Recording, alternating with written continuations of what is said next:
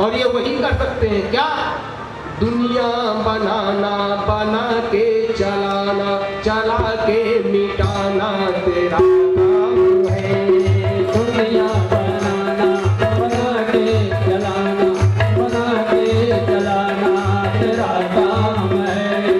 दुनिया बनाना, बना के चलाना, चला के मिटाना तेरा काम है।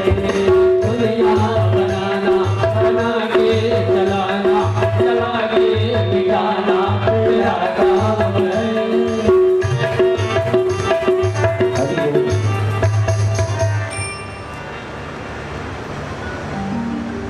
सूर्य भगवान दीक्षा देने के लिए तैयार नहीं, और हनुमान जी शिक्षा लेने के लिए तैयार है।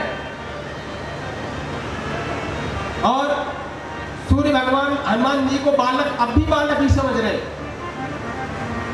बहाना करने लगे।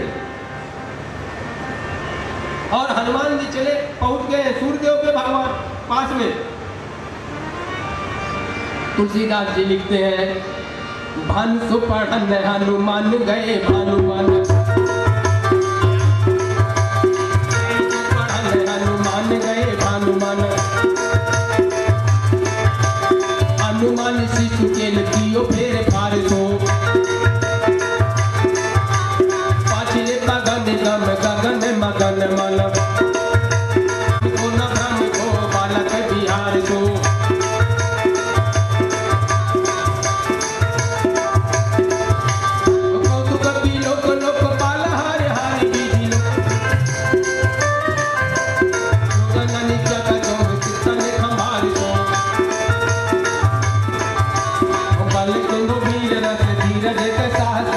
तुलसी शरीर धरे सब निको सार दो।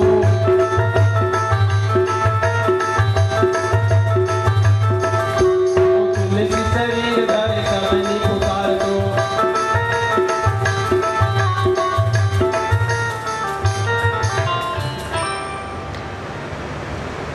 सूर्य भगवान बहाना बना के हनुमान जी को टालते रहे, लेकिन हनुमान जी माने नहीं, बोले दीक्षा तो मुझे लेना ही है, बिना दीक्षा लिए तो हम जा ही नहीं सकते हैं, और दीक्षा आपको देना पड़ेगा। तब जाकर के सूर्य भगवान ने श्री हनुमान जी को दीक्षा दिया। हनुमान जी तीनों लोक में रहे। और आगे हनुमान चालीसा में तुलसीदास जी लिखते हैं, चारों युग प्रताप तुम्हारा, कि हे हनुमान जी चारों युग में आपका प्रताप है। तो अतुलित बलधामम हे शैलाभदेहम तनुवन कृशाणं ज्ञानिनां गण्यं सकल गुण। तो कहा गया है, राम दूत अतुलित बलधामा, अंजनी पुत्र पवन सुत नामा। राम के दूत है और अंजनी के पुत्र है, अतुलित बलधामा है, जिसका कोई बल का पार नहीं है, ऐसा बल श्री हनुमान जी में है। और कैसा बल है? तुलसीदास जी लिखते हैं, कहीं रीछ पति सुनो हनुमाना, कहीं रीछ पति सुनो हनुमाना।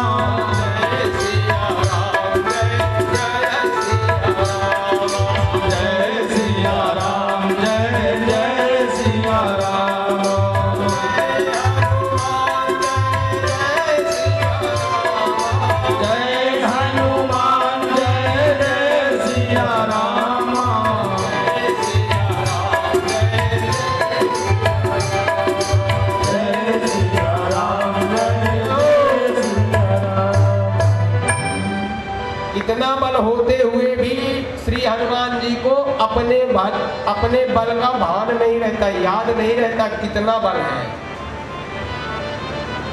सागर पार जाने के लिए जामवंत जी उनके बल को याद दिला रहे हैं। कहाँ रीछपति सुन हनुमाना, कि हे हनुमान जी क्यों चुप बैठे हो, अपने बल को याद कीजिए। और हनुमान जी नहीं, कुछ भी नहीं बोले। जब कुछ भी नहीं बोले इतने पर भी जामवंत ने उनके पिता की याद दिलाई कि पवन तनय बल पवन समाना, कि आप पवन के पुत्र हैं, इतना बल है, आप कितने भी वेग से जा सकते हैं। फिर भी हनुमान जी पे कोई फर्क नहीं पड़ा। और जब श्री जामवंत जी ने कहा राम काज कर तव अवतारा, और इतना सुनते ही तुरंत ही भयो पर्वताकारा, शरीर को अपने पर्वत के आकार का बढ़ा लिया हनुमान जी ने।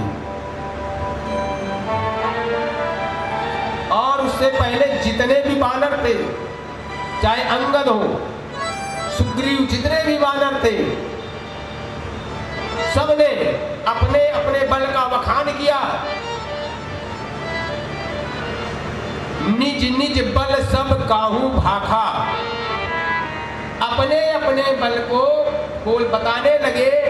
और जिसको 10 किलोमीटर भी नहीं जाना था, उन्होंने सोचा पार तो जाना ही नहीं है, जा तो पाऊंगा नहीं तो 20 बता दो। तो जिसे 10 किलोमीटर भी नहीं जा पाना था, वो 20 किलोमीटर बता रहे थे। अंगद ने कहा मैं जाऊं तो, लेकिन लौटने में संशय है, संशय पारा, मैं लौट भी सकता हूं या नहीं, मुझे संशय है। लेकिन हनुमान जी जाते हैं, क्यों कि हनुमान जी राम के दूत हैं। कभी भी श्री हनुमान जी ने अपने आप को अंजनी नंदन नहीं कहा, पवन पुत्र नहीं कहा। श्री हनुमान जी ने सिर्फ यही कहा है मैं राम दूत हूं। किसका दूत? राम का दूत।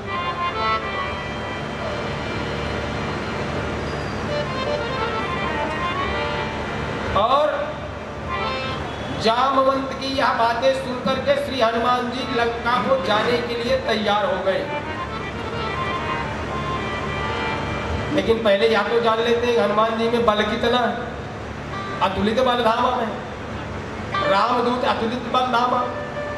पहले राम के दूत है, फिर अतुलित बल है, तो बल अतुलित कितना है ये भी देख लेते हैं। एक बार रावण ने श्री राम जी को पकड़वाने के लिए सेनाएं भेजी। और पहले बल जो था हाथियों से नापा जाता था, इतने 1000 हाथी का बल इनके। चिक्करा ही दिग्गज, एक जो दिशा का हाथी होता है, एक दिशा के हाथी में 10,000 हाथियों का बल होता है। और जितना 10,000 दिग्गजे हाथियों में बल होता है, उतना केवल एक ऐरावत में होता है। और जितना 10,000 ऐरावत में बल होता है, उतना इंद्र में होता है। और 10,000 इंद्र में जितना बल है, उतना बल श्री हनुमान जी के इस छोटी सी उंगली में है। इस छोटी सी उंगली में हनुमान जी के बल है, क्योंकि उनके बल का कोई पार नहीं पा सकता है। और इतना सुनते ही हनुमान जी ने क्या किया कि सिंधु तीर के भूधर सुंदर, सिंधु तीर भूधर सुंदर,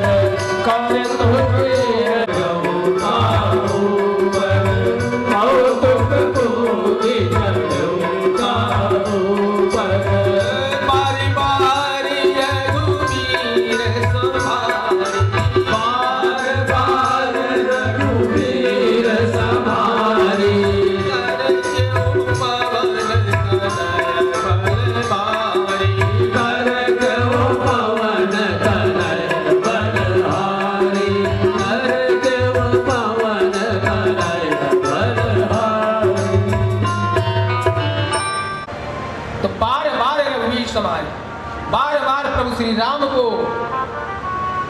भजने लगे कि हे प्रभु, यदि मेरे से कोई गलती हो गई हो तो उसे क्षमा करना, लेकिन मात्र भी अगर कोई अहंकार आ गया हो तो उसे दूर करना।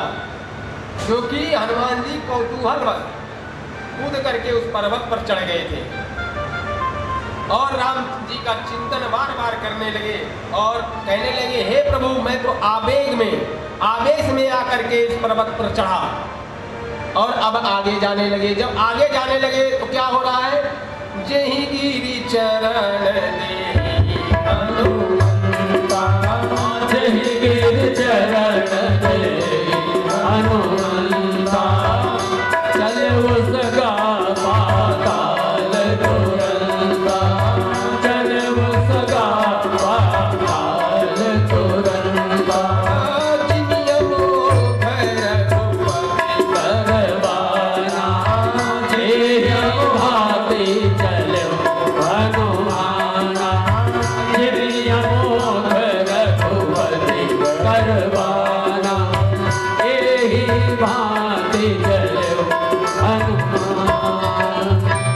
सीताराम जी श्री हनुमान जी के हृदय में विराजते सीताराम। और हनुमान जी कैसे चले, जिमी अमोघ, जिस तरह से प्रभु श्री राम का बाण जाता है उसी तरह से, उसी वेग से हनुमान जी गए। और हनुमान जी अपने बल पे नहीं गए हैं,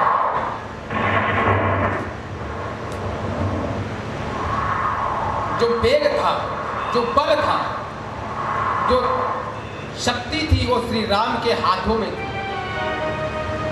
और राम ने तो छोड़ दिया और हनुमान जी चले गए। उसी तरह से जब हम भी अपनी बागडोर श्री राम के हाथों में दे देंगे तो हम भी उसी तरह से चलेंगे जिस तरह से हनुमान लंका को पार कर गए थे, उस सागर को पार कर गए थे। तो उसी तरह से हम इस भवसागर को पार कर जाएंगे। कब? जब अपनी डोर श्री राम के हाथों में दे देंगे। इस संसार सागर के भवसागर से हम पार कर जाएंगे। श्री हनुमान जी उस सागर को पार करके लंका गए, लेकिन हम इस सागर में, संसार के सागर में जो गोते खा रहे हैं, इनसे पार हो जाएंगे। कब? जब अपनी बागडोर श्री राम के हाथों में दे देंगे तब। नहीं तो लोग कहते हैं हमने किया है, तुमने थोड़ी ना किया है। अच्छा हो जाए तो हमने किया, खराब हो जाए तो प्रभु ने किया। एक आंख की बात हो गई। ऐसा कैसे हो सकता है? गति देखिए, यदि आप में गति नहीं आई तो दुर्गति हो जाएगी आपकी। जिसके अंदर गति नहीं रही उसकी दुर्गति हो गई। मति गति दुर्गति। अपनी मति ठीक कर लीजिए तो गति शुरू हो जाएगी और दुर्गति खत्म हो जाएगी। इसलिए आपने देखा होगा, शादी ब्याह में कहीं भी जाइए तो लोग पूछते हैं, जब कोई आता है पूछते क्या चल रहा है, बोले चाय चल रही है, नाश्ता चल रहा है, कचौड़ी चल रही है। अपने आप चल रही है, उसके हाथ पैर थोड़ी ना है, कोई हाथ पैर नहीं, सब चल रहा है। किसी के हाथ में कोई हाथ पैर नहीं है। उसी तरह से, लेकिन उस पूरी या कचौड़ी, उस चाय में गति नहीं है, लेकिन वो किसी की गति से तो चली नहीं है ना, उसकी अपनी कोई गति नहीं है। उसी तरह से हमारी आपकी कोई गति नहीं है। गति है तो सिर्फ प्रभु राम श्री राम की है, गति है तो हनुमान की है, और किसी की गति नहीं है। इसलिए अपनी गति बनाए रखिए और दुर्गति से बचते रहिए। बोलो सीताराम। पीछे वाले भी हाथ उठा के बोल दो, कभी नहीं बोला तो आज बोल दो। सीता घर घर ले